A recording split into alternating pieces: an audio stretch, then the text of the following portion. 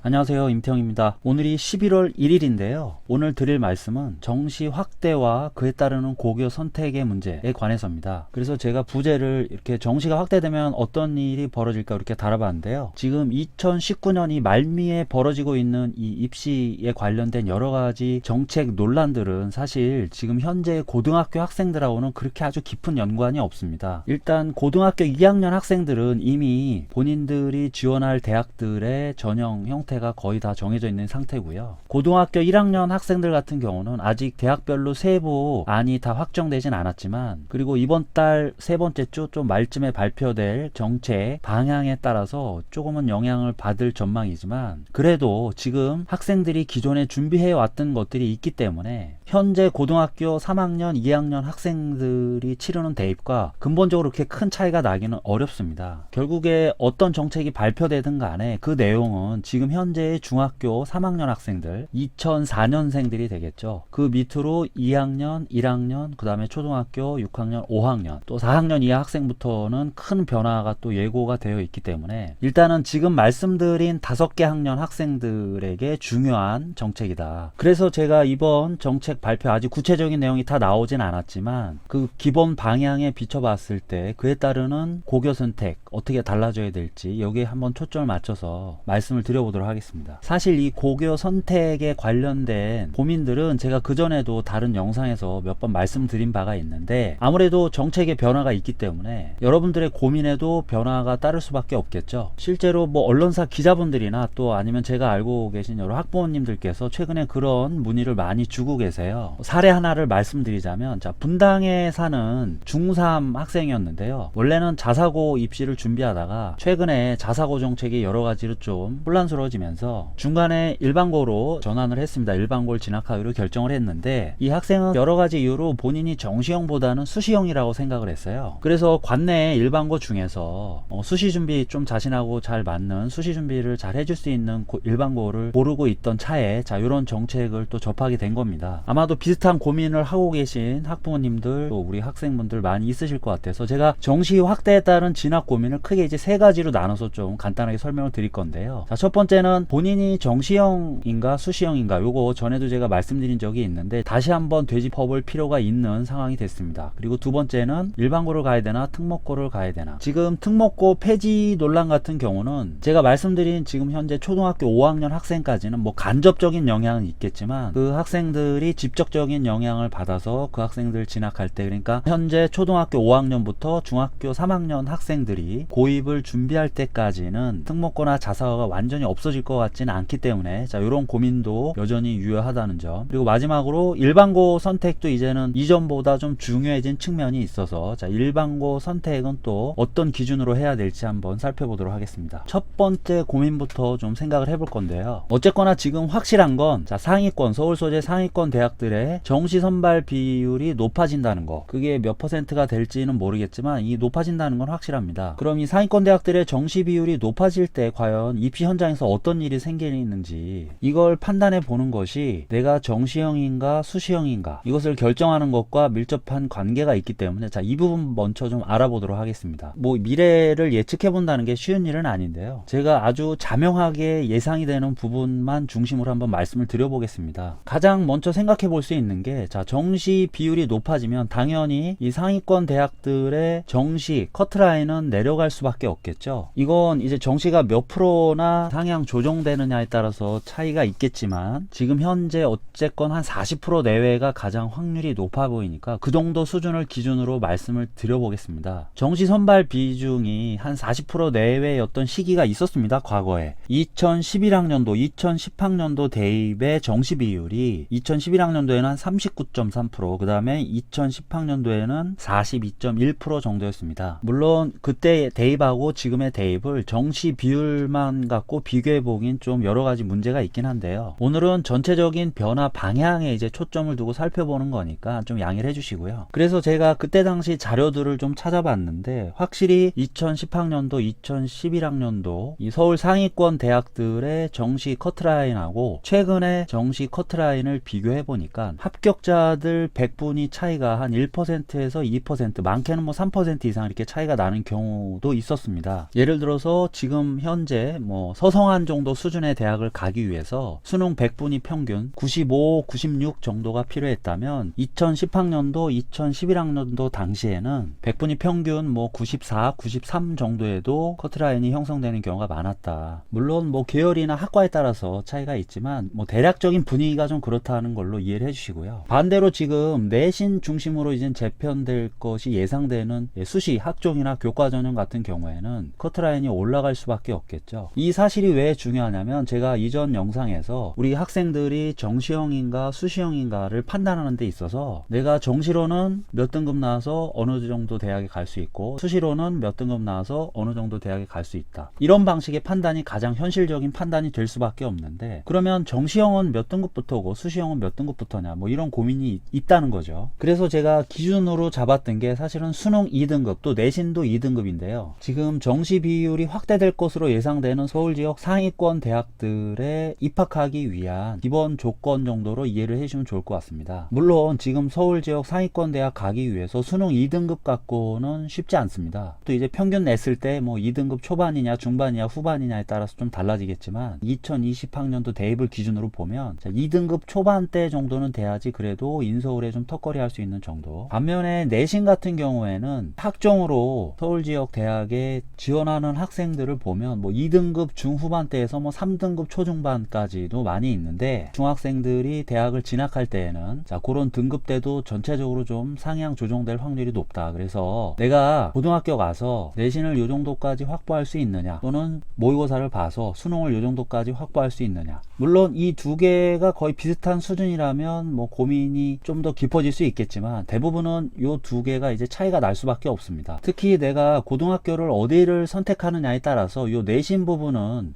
변수가 좀 생기겠죠. 그래서 지난번에도 제가 말씀드렸지만 내가 정시형인가 수시형인가를 판단하는 기준은 이 내신이 아니고 사실 수능을 기준으로 삼아야 됩니다. 고등학교 1학년 3월 첫 모의고사 같은 거는 시험 범위도 중학교 교육과정 내로 제한이 되기 때문에 우리 학생들이 미리 한번 보고 자신의 수능 경쟁력을 그래도 어느 정도는 가늠해 볼 수 있고요. 또 요즘에 뭐 선행학습들도 많이 하니까 1학년 뭐 6월 모의고사나 9월 모의고사 같은 걸로 자신의 수능 경쟁력을 대략적으로는 한번 예상해 볼 수 있다. 물론 요 밑에 등급대 학생들도 마찬가지입니다. 상위권 대학에서 뭐 정시컷이 내려가면 그런 도미노 효과로 밑에 대학들도 영향을 받을 수 있기 때문에 자신의 수능 경쟁력을 예상해 보시는 데에는 동일한 방식으로 진행해 보시면 되고요. 어쨌거나 이 정시가 확대되는 비율에 따라서 자신이 정시형 학생인가에 대한 기준을 조금 하향 조정해도 상관없겠다, 이런 말씀을 드리고 싶은 겁니다. 두 번째로 드릴 말씀은 정시 확대에 따른 고교 선택, 고등학교 종류별로 유불리가 어떻게 달라질까, 이 부분 좀 말씀을 드릴 건데요. 기본적으로 정시가 확대되면 좋아지는 학교들은 제가 여기 파란색으로 표기한 학교들입니다. 약간 아이러니컬한 게 지금 자사고, 외고, 국제고는 뭐 폐지의 기로에 서 있긴 한데요. 이게 당장 폐지되는 게 아니라 현재 초등학교 5학년 정도 학생까지는 아마 외고나 국제고, 자사고를 지원해서 일단 입학은 할 수 있을 것 같은데, 그 사이에 정시가 확대되다 보니까 그게 일시적일지라도 어쨌거나 그 시기에 자사고, 외고, 국제고 진학해서 졸업하는 학생들은 이전 선배들보다 입시에서 약간 숨통이 트일 확률이 높아졌습니다. 그 일반고 비평준화 지역 좀 상위권 학생들이 몰리는 학교들도 마찬가지고요. 반면에 이제 평준화 일반고 학생들은 정시가 확대돼서 그렇게 좋을 건 없습니다. 강남이나 목동이나 분당 같은 교육 특구 학생들은 요쪽, 그러니까 특목고나 비평준화 일반고 학생들하고 분위기가 비슷해서 정시 확대가 나쁘지 않은데요. 그 이외에 뭐 지방 일반고라든지 또는 수도권에서도 그런 교육특구가 아닌 지역의 일반고 학생들한테는 상위권 대학 그 입시 문호가 좀 좁아질 수 있는 변화입니다. 그리고 이 과학고 영재학교들은 제가 여기 노란색으로 표기했는데, 이 학교 학생들은 사실 대부분이 수시로 대학을 진학하기 때문에 정시가 확대돼서 기본적으로 좋을 건 없습니다. 그런데 문제는 요 학교 학생들이 진학하는 주요 몇 개 대학들의 경우에는 일반적인 정시 확대 변화하고는 좀 약간 다른 분위기가 있을 수도 있기 때문에 제가 노란색으로 표기한 것인데요. 예를 들면 과학고 학생들 많이 가는 카이스트 같은 경우에 지금도 뭐 거의 정시를 뽑지 않고 있지만 다른 대학들과는 좀 차이가 있는 특성화 대학이다 보니까 정부 재정 지원을 통한 정시 확대 확대 정책에 따라가야 될 필요성이 이제 별로 좀 없는 학교들이고요. 다른 특성화 대학들도 마찬가지겠죠. 그리고 영재학교 학생들 많이 진학하는 서울대 같은 경우도 지금 정시 확대에 대해서는 상당히 좀 부정적이라 2022학년도 대입 그 정시 비율을 유일하게 확정한 학교인데 그게 또 바뀔지 모르겠지만 지금 현재는 어쨌거나 딱 정부가 요구했던 30% 선에서 제한을 두고 있습니다. 그런데 제 생각에는 막 서울대가 선도적으로 정시를 늘려갈 가능성은 좀 낮지 않을까. 그래서 앞으로 그 상위권 대학들의 전형 확정된 내용을 봐야겠지만 과학고나 영재학교는 뭐 정시 확대에 아주 그렇게 큰 영향을 받을 것 같지는 않습니다. 결론적으로 이번에 정시 확대되는 비율 보시고 본인이 정시형인지 수시형인지 한번 자기 나름대로 평가를 해봐서 내가 정시형에 더 가까운 학생인 것 같다 이런 분들은 자 여기 파란색으로 표기된 학교들 한번 진학을 고민해 보실 필요가 있습니다. 물론 자사고 특목고 폐지 정책의 구체적인 내용도 아직 나와 있는 건 아니라서 그런 내용까지도 함께 확인해 보셔야 되는 좀 번거로움은 있는데 자 그 부분은 또 정책이 확정되면 제가 추후에 다시 말씀을 드리도록 하겠습니다. 지금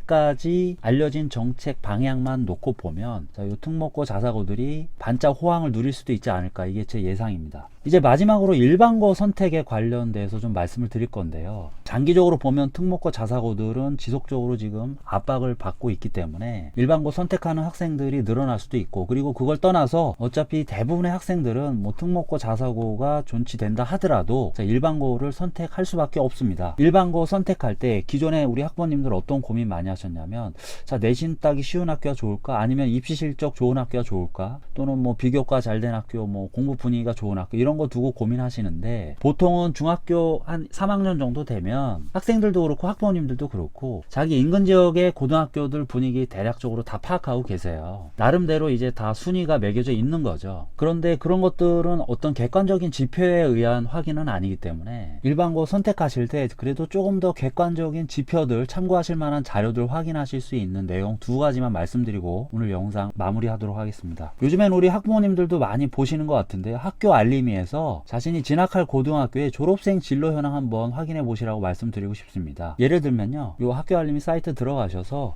자, 본인 원하는 학교 한번 검색을 해보시면 제가 한번 검색을 해보겠습니다. 이렇게 학교를 선택할 수가 있는데 여기서 전체 항목 열람에서요 여기 보시면 졸업생 진로 현황이 있습니다. 자, 여기 들어가시면 졸업생들 현황을 보실 수가 있는데 제가 지금 강남에 있는 대표적인 사립학교 한 군데를 좀 들어와 봤습니다. 여기 보시면 주목해 보셔야 될 게 기타 부분입니다. 이거는 이 재수생 비율이라고 보시면 되는데요. 특정 학년도 졸업한 학생들의 거의 60% 가까이가 이제 재수를 선택했다는 걸로 볼 수가 있습니다. 반면에 대학교 진학률은 뭐 37%, 4년제 대학이고요. 전문대 진학률은 4.4%인데 요 밑에 보시면 서울시 평균과 전국 평균이 나와 있습니다. 서울시 평균 또 전국 평균보다 재수 비율이 굉장히 높죠. 자, 이런 학교들은 이 단순한 지표지만 사실 우리가 이걸 통해서 여러 가지 해석을 해볼 수가 있는데요. 첫째, 이 기타 비율이 높은 학교들은 어쨌거나 재학생들의 정시 의존도가 높다는 걸 알 수가 있고요. 그리고 또 한편으로는 이 재수 비율이 높다는 건 사실 요즘에 뭐 대학을 성적이 낮아서 못 가진 않지 않습니까? 어느 대학이든 갈 수는 있는데 사실 눈높이가 다른 거죠. 그래서 학생들의 대학 눈높이가 대체로 좀 높은 학교다, 그런 지역이다라고 이해를 하시면 될 것 같습니다. 반면에 요 전문대학 비율이 또 참고가 되는 경우도 있습니다. 요 강남 학교는 보시는 것처럼 4.4%, 전국 평균이나 서울 평균보다 굉장히 낮죠. 예를 들어서 지금 요 화면은 이제 서울 구로구에 있는 다른 고등학교 졸업생 진학 현황인데요. 자, 이 학교도 보면 기타 비율이 낮지는 않습니다. 서울 평균, 전국 평균보다도 높죠. 그런데 이 학교 보면 전문대 비중이 굉장히 높습니다. 25.7%. 전국이나 서울 평균보다도 좀 높죠. 이런 학교들은 학업 성취도나 뭐 진학 의지면에서 이 상위권 학생들과 약간 하위권 학생들의 격차가 좀 큰 학교라고 볼 수가 있습니다. 학생들이 약간 두 부류로 좀 나눠지는 분위기죠. 반면에 아까 강남 학교 같은 경우에는 전체적으로 진학 열기가 좀 높고 그래서 정시에 대한 좀 관심도 높은 학교라고 보실 수가 있겠습니다. 정시가 확대되고 있는 상황에서 더 의미 있게 참고될 수 있는 자료라서 한번 소개를 해드렸고요. 그 다음으로는 학교 홈페이지의 교육과정을 좀 확인해 보셔야 되는데 고등학교 홈페이지에 가시면 교육계획서라든지 교육과정이라는 이름으로 해당 고등학교 학생들이 3년 동안 어떤 교과목을 배우는지 확인해 볼 수 있는 자료가 있습니다. 예를 들면 뭐 요런